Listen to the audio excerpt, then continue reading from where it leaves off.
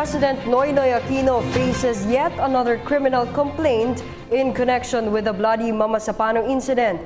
This is the third in a series of complaints filed before the Office of the Ombudsman against Aquino, dismissed Police Chief Alan Purisima, and former PNP Staff Chief Getulio Napeñas. More details from her Jervis Manahan.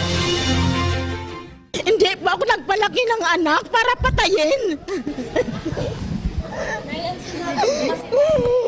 It was an emotional moment for Helen Ramacula when she pleaded for justice at the Office of the Ombudsman today. She is the mother of PO2 Rodel Ramacula, one of the 44 elite police force who perished in the deadly Mama Sapano encounter. 1.5 years after the grim incident, Helen and fellow Safkin went to the Ombudsman to seek for elusive justice. In doing so, they relieved their worst nightmares of losing sons who died in their line of service.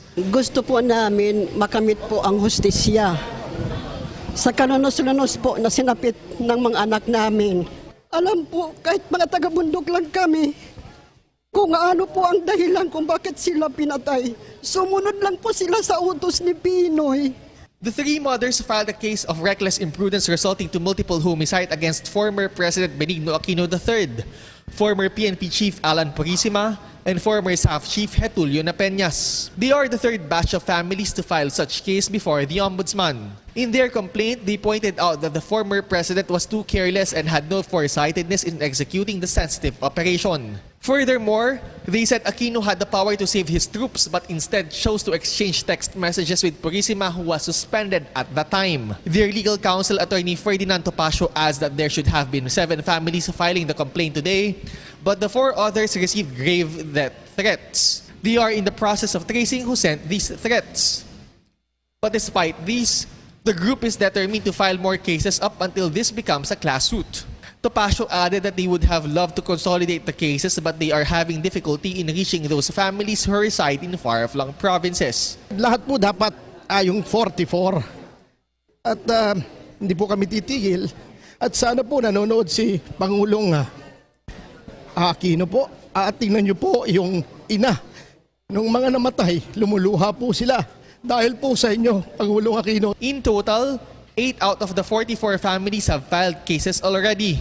The content of all these cases are similar but have different petitioners. The grieving families are being assisted by the Volunteers Against Crime and Corruption or VACC and the Citizens Crime Watch. We tried reaching the camp of the former president but they have not responded to our text messages as of yet. Isang araw bago ang ikalawang anibersaryo ng Mama Sapano encounter, kinumbida sa Malacanang ang ilang kaanak ng SAF-44, ang mga nasawing komando ng PNP Special Action Force. Sa talumpati ng Pangulo, tila naungkat ang ilang kontrobersyal na aspeto ng operasyon. Sinisi rin niya si dating Pangulong Noynoy Aquino kaugnay ng madugong engkwentro. May report si Joseph Moro. Mismo si Pangulong Rodrigo Duterte ang nag-imbita sa mga pamilya ng SAF-44 na nasawi sa engkwentro noong Enero 2015. Sa programa kanina sa Malacanang, naghandog ng isang kanta ang isa sa mga anak ng SAF-44 para sa Pangulo. Para sa akin, ang tatay ko ay bayani, kahit na ano ba ang sabihin ng mundo. Sa talumpati ng Pangulo, isinisisi niya kay dating Pangulong Noynoy Aquino ang madugong Mama Sapano encounter. Former President Aquino, I do not have any quarrel with you. I do not want to disturb your life now that you are retired, and so will General Purisima and the others. Makakilala po tayo. Kasi kung hindi, ito, masagot na walang katapusan to. It was an American adventure with the cooperation of some and apparently with your blessing. Tanong pa niya, bakit daw itinago ng enkwentro ay operasyon ng Central Intelligence Agency o CIA ng Amerika para madakip ang Indonesian terrorist na si Zulkifli Marwan. Bakit din daw pinadala ang PNP staff sa Mama Sapano kahit sanay ang mga ito sa urban terrorism? At bakit daw hindi inayudahan ng militar at iba pang unit ng PNP ang mga naipit na SAF-44? Hinala ni Pangulong Duterte si dating Peace Advisor Ging Deles na nag-abiso sa Pangulo na huwag magpadala ng tulong.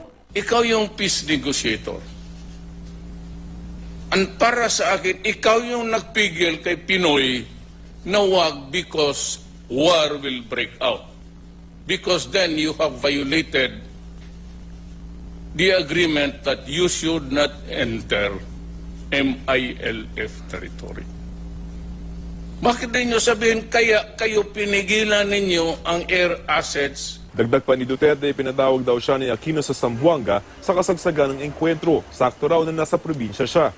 Pero nagalit daw siya sa tanong ni Aquino sa isang general na nasa isang maliit na kwarto.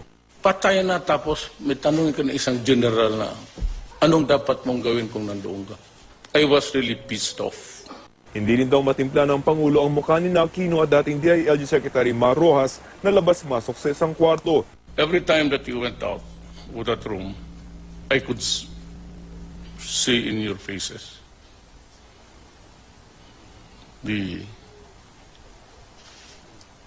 I cannot describe. Ayaw kong insultuhin ko kayo, but I could sense that something was really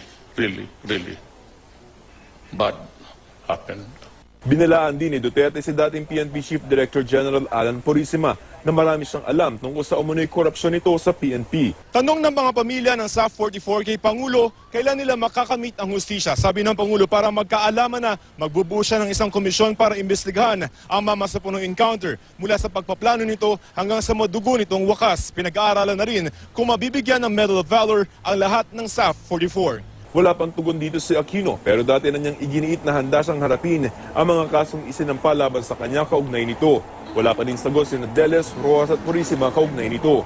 Sa ngayon, sinampahan na ng Ombudsman ang kasong graft at usurpation of public function sina dating PNP Chief Purisima at dating Special Action Force Director Getulio Napeñas. Nilabag di umano ng dalawang Section 3A ng Republic Act 3019 o Anti-Graft and Corrupt Practices Act matapos pilitin o impluensya di umano ni Purisima si Napeñas na pumayag namang magpa-impluensya na labagin ang mga sumusunod. Una, ang PNP Chain of Command dahil noong panahon na yon ay may OIC na ang PNP na si Leonardo Espina. Pangalawa, ang Preventive Suspension Order na inisyo ng Ombudsman noong December 10, 2014. At pangatlo, ang Special Order No. 9851 ng nooy OIC PNP Chief Leonardo Espina noong December 16, 2014 na nag-uutos kina Purisima at sa iba pang suspendinong opisyal ng PNP na bawal na nilang isagawa ang mga tungkulin at responsibilidad ng kani-kanilang opisinang dating hinahawakan.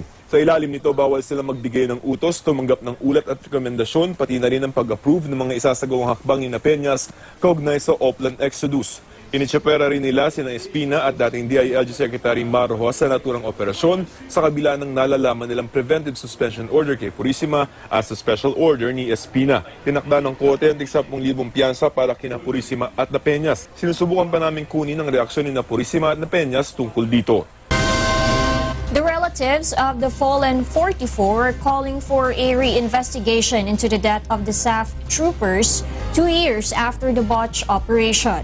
Jun Soriao tells us why. Again lang is one question. Why was it that there was a war the whole day?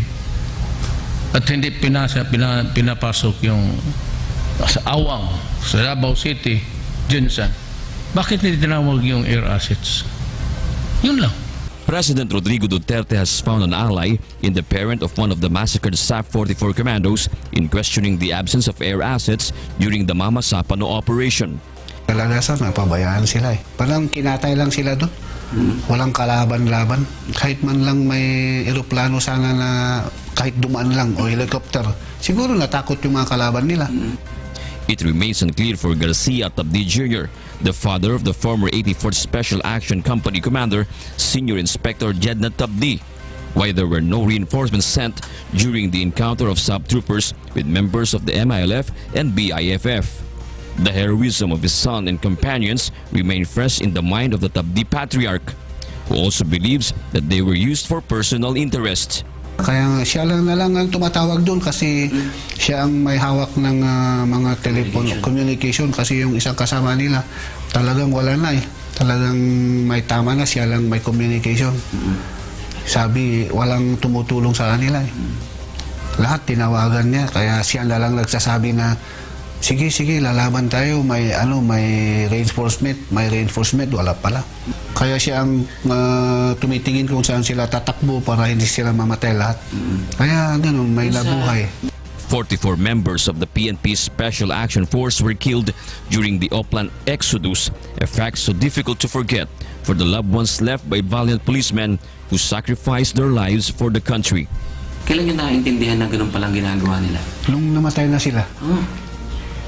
So hindi nyo alam na ganun kadelikado? Opo, sir. Kasi hindi niya sinasabi sa amin yung lahat ng lakad nila, kasi hindi lang si Marwan pala ang nakuha nila, marami silang yung mga activity na ano nila sa Zamboanga. Bago si Marwan? Oo, sir. Zamboanga Sage. Tsaka meron pa, pero hindi lang sinasabi ng SAF. Kasi operation nila yun. Yung mga nakukuhang mga wanted na ano, sila rin palang grupo nila, yung namatay doon sa Mama Sapano sila. Yung tatlong yun eh. Sina Pabalina, sina Irania, Tria, tsaka siya. This is why Mr. Garcia is calling on President Duterte to reopen the investigation on the botched Mama Sapano operation. Kasi baka pati si Presidente Aquino noon eh. Siyempre, sa akin lang, yung sa isip ko lang, parang sa teacher yun eh. Na, di ba, pag may anak ka eh, papapirma ka ng waiver. Pag may nangyari sa anak mo, ang magulang ang ano doon. Si Presidente Aquino noon eh. Siyempre, mga anak niya yun eh. Pinirmahan niya yung ano eh. Yung order na Oplan Exodus na yun. Di siyang may kasalanan siya doon. At present, his 2-year-old grandson, who looks very much like his father, brings back to life the memories of Jednat. Junior still remembers when Jednat told him he was getting married in October 2014, 3 months before he died in Mama Sapano. Mag-aasawa na ako. Kasi hirap ng trabaho ko.